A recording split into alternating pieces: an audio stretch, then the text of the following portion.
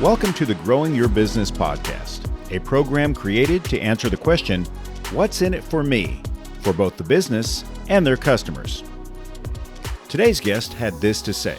There are so many students out there, the youth, who are our future. I need to work with them. I need to help them to build that confidence, which can help them in speaking, writing, starting their business, being a published author. And that's what I do under Success Door. Now, stay tuned as we hear more on their values, mission, and why they continue to grow their business. So I'm joined today by Neetu Rishi of the Success Door. Welcome, and I'm glad you're on Growing Your Business today. Buddy, thank you so much. I'm super excited to be here. So tell me how you serve your clients and or customers. It started with a purpose, and that purpose started with my daughter. When I moved from my home country, India, to United States, she was an introvert. She was starting with her high school. She will cry going to school. She will not talk to anyone. And every day in the evening, I used to sit with my husband and think, do we regret coming here? Because it is going to impact her future if she's not enjoying that life. And it's a competitive world. We need to make her ready.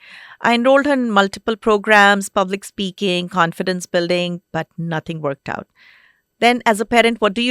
You figure it out. You do. So I started figuring it out, doing some research. And then I focused on her strengths. Her strength was writing poetry. So I encouraged her to write poetry. And then we published a book for her. Then she was good in dancing. I encouraged her to start a YouTube channel. Now, it just happened that when she published her book, she started getting that, sometimes we need that validation. You bet. People started telling her, hey, I love your book. It is so good. That just boosted her confidence. And I found the secret sauce that if you want to work with someone on their improvement areas, do not focus on the improvement areas. Focus on their strengths. Increase that strengths, it builds their self-esteem, and then they are okay to work on their improvement areas. And that's how, if now people know about my daughter, they know she's a confident lady. You send her anywhere, she's amazing. That's wonderful. That gave me a purpose that there are so many students out there, the youth, who are our future. I need to work with them. I need to help them to build that confidence, which can help them in speaking, writing, starting their business, being a published author. And that's what I do under Success Door. That's terrific. So you serve children, adults? Yes. Who's your ideal client? So my ideal client, now if we go back to my home country, India, where I was working as a corporate trainer, they was working with the adults. It was on soft skills, helping them in leadership, time management, productivity. But then when I came here, the purpose just drifted towards the youth. But now, after working with youth, it became an autopilot programs. Now I serve youth and adults both. I do one-on-one sessions. I also work with after schools. And for adults, I work with some corporates. And are you on a specific location or, I've got 3 locations. Okay, tell me about those. I have in Little Elm, then I've partnered with a place in Frisco, and then one is in Irving. Okay, so you can serve a pretty broad audience. Yes. And then we all think COVID, why COVID? But I think it was a boom for me because that helped me to move to online programs. And now I have students from all parts of United States. I imagine so. That's wonderful. And you engage them through like a Zoom meeting or what's yes, the best Zoom platform? Meeting. Zoom meeting. That's terrific. So the idea started because your daughter, and now it's branched out. Do you have outreach to schools? Basically, where do you source your customers from? So I'm working with Frisco IST schools. Perfect. I'm working with some after schools. In fact, in summers, we partnered with Professional Black Belt Academy. And they're little kids. They wanted to become authors. So we brought them together, those 6 to 10 years old, and we published a co-author book for them. Oh, wonderful. And where can these books be found? They're all on Amazon. Okay. That's the best place for books to be? I've helped almost 279 students so far to become published authors. Yes. And how long have you been doing this? It's been 5 years. And in that time, you published 279 books. Yes. Stay with us. The Growing Your Business podcast will return right after this. The Growing Your Business podcast is sponsored in part by Visual Learning Solutions. Stands out with its expertise in crafting immersive audio and video experiences. Their creative team has over 30 years of experience delivering dynamic, internal training programs tailored to various industries. They ensure the audience receives a compelling message, promotes brand awareness and increases return on investment. They also excel in producing marketing content. Learn more at their website, visuallearningsolutions.com. Please check our show notes for sponsorship links and additional details.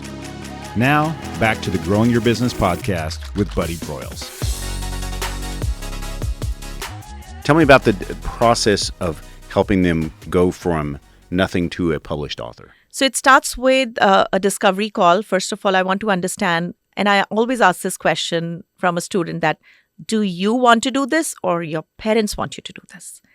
Great question. I understand 50% students say my parents want, but then I tell them the logic. Why do your parents want you to do this? It's not that they are your enemies. They think better for you. They know that it looks great in your college applications. So once they understand the logic behind it, that it's okay that parents are telling you to do, but it is your benefit. Parents are selfless. They give you everything without expecting anything. So once they understand, so I work with them on their mindset. Then I brainstorm what is the genre that we want to write.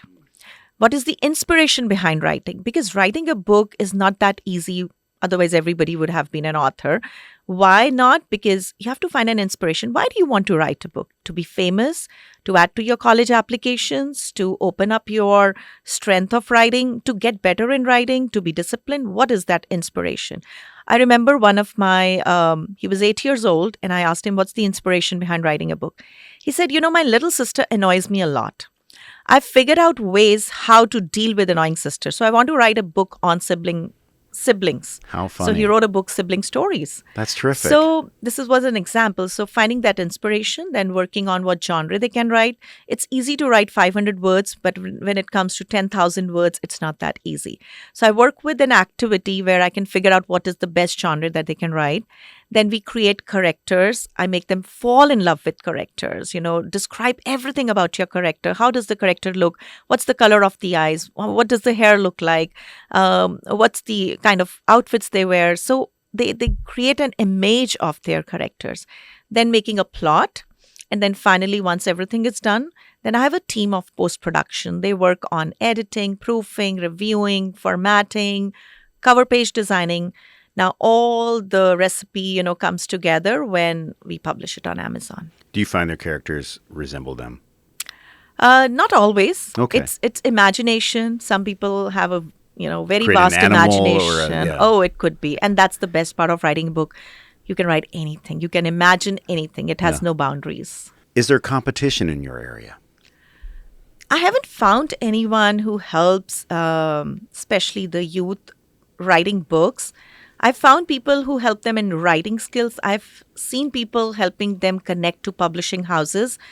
But when you talk about publishing houses, it's a huge money involved.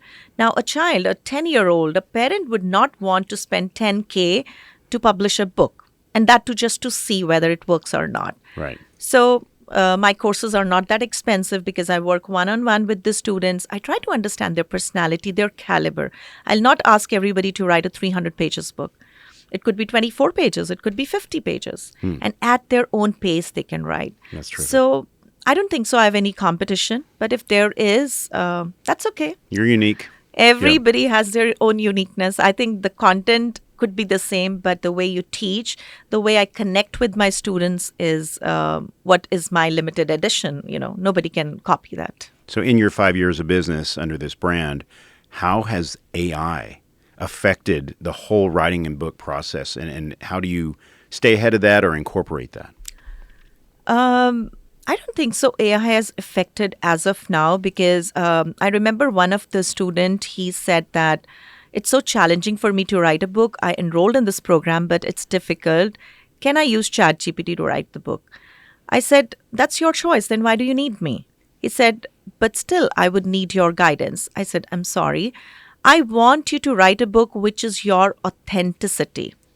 And trust me, my editing team, they have strict instructions that they're not allowed to completely change the book concept. The book should be in a way that a 5-year-old should be able to read and understand. I love to keep it simplified.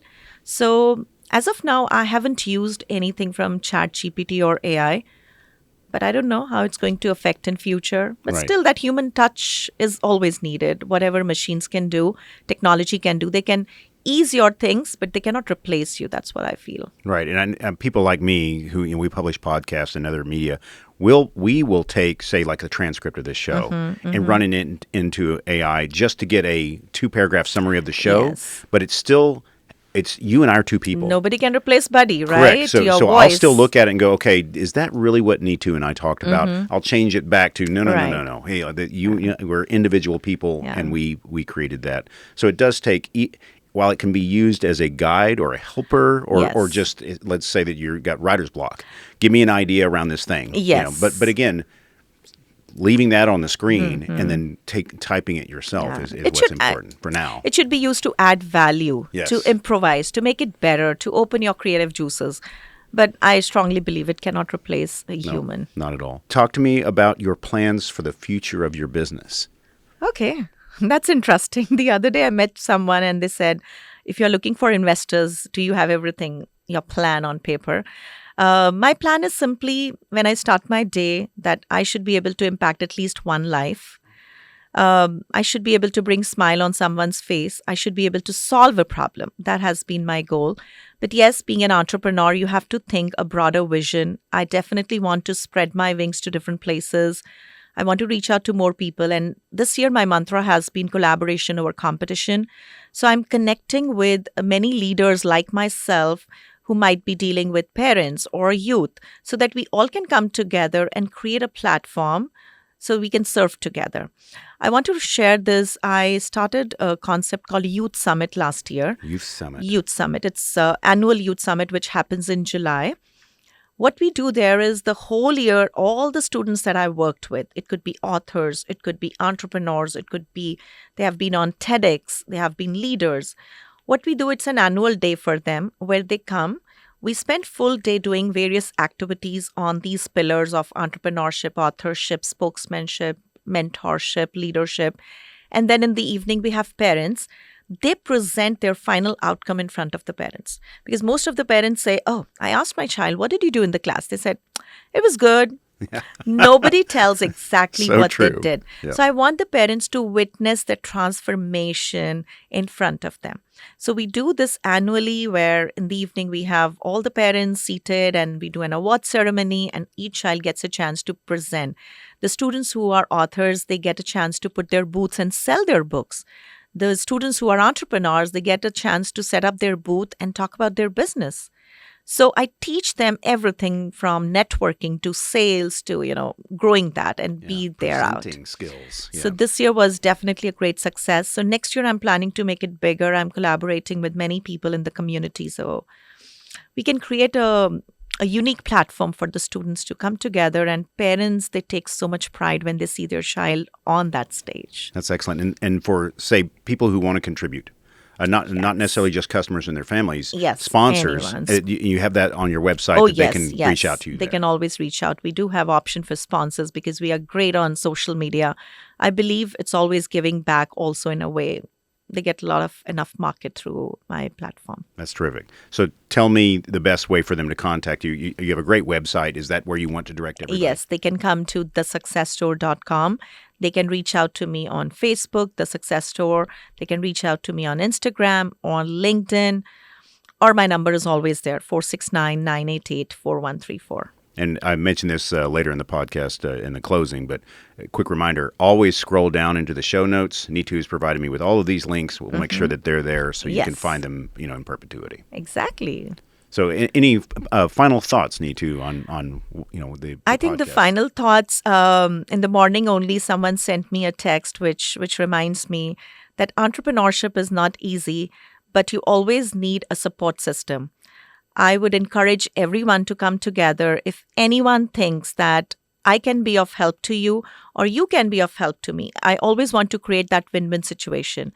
So if anyone is listening to this episode and they feel that we have a connection, let's come together, meet, and grow together. I think that's my parting thought from this episode. That's wonderful. Neetu, you've been a great guest. I love your service and what it's doing for the community that you serve, the children, and because they're our future, as they say.